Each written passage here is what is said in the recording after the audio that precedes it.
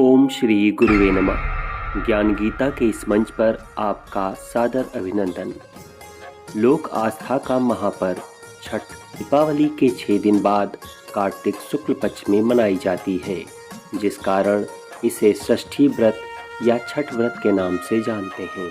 यह महापर्व 4 दिनों का त्यौहार है। इसमें साफ सफाई का खास ध्यान रखा जाता है। इस त्यौहार में गलती की कोई जगह नहीं होती। इस व्रत को करने के नियम इतने कठिन हैं, जिस वजह से इसे महापर्व और महाव्रत के नाम से संबोधित किया जाता है। कौन है छठी मैया? मान्यता है कि छठ देवी सूर्य देव की बहन हैं और उन्हीं को प्रसन्न करने के लिए जीवन के महत्वपूर्ण अवयवों में सूर्य व जल की महत्ता को मानते हुए इन्हें साक्षी मानकर भगवान सूर्य की आराधना तथा उनका धन्यवाद करते हुए माँ गंगा, यमुना या किसी भी पवित्र नदी या पोखर तालाब के किनारे यह पूजा की जाती है। षष्ठी माँ यानी छठ माता बच्चों की रक्षा करने वाली देवी हैं। इस व्रत को करने से संतान को लंबी आयु का वरदान मिलता है। मार्कंडेय पुराण में इस बात का उल्लेख मिलता है कि सृष्टि की अधिष्ठात्री प्रकृति देवी ने अपने आप को 6 भागों में विभाजित किया है। इनके छठे अंश को सर्वश्रेष्ठ मातृ देवी के रूप में जाना जाता है, जो ब्रह्मा की मानस पुत्री हैं। वो बच्चों की रक्षा करने वाली देवी हैं।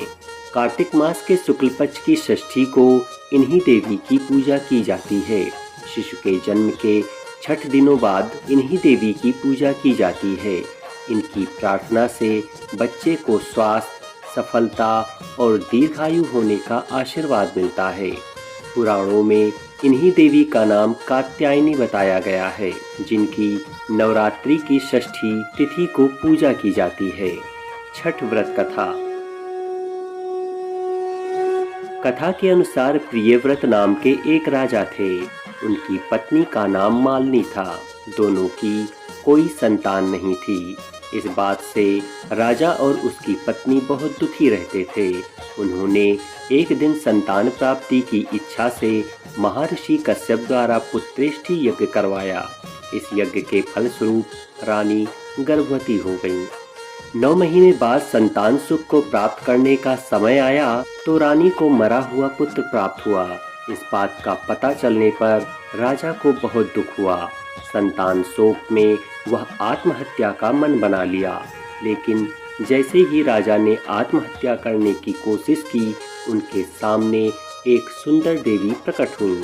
देवी ने राजा को कहा कि मैं षष्ठी देवी हूँ। मैं लोगों को पुत्र का सौभाग्य प्रदान करती हूँ। इसके अलावा जो सच्चे भाव से मेरी पूजा करता है, मैं उसके सभी प्रकार के मनोरथ को पूर्ण कर देती हूँ।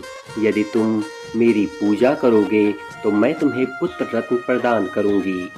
देवी की बातों से प्रभावित होकर राजा ने उनकी आज्ञा का पालन किया। राजा और उनकी पत्नी ने कार्तिक शुक्ल की षष्ठी तिथि के दिन देवी षष्ठी की पूरे विधि विधान से पूजा की। इस पूजा के फलस्वरूप उन्हें एक सुंदर पुत्र की प्राप्ति हुई। तभी से छठ मैया का पर्व मनाया जाने लगा है। छठ व्रत के संदर्भ में एक अन्य कथा के अनुसार जब पांडव अपना सारा राजपाट जुए में हार गए, तब द्रौपदी ने छठ व्रत रखा। इस व्रत के प्रभाव से उसकी मनोकामनाएं पूरी हुईं तथा पांडवों को राजपाट वापस मिल गया। तो यह थी छठी मैया कौन है, इनके व्रत क्यों किए जाते हैं, इस व्रत का क्या महत्व है और इससे जुड़ी कथा क्या है की संपूर्ण जानकारी। उम्मीद करता हूँ कि आपको दी गई जानकारी जरूर अच्छी लगी होगी। अगर हाँ तो वीडियो को लाइक करें और अधिक से अधिक लोगों को यह वीडियो शेयर करें।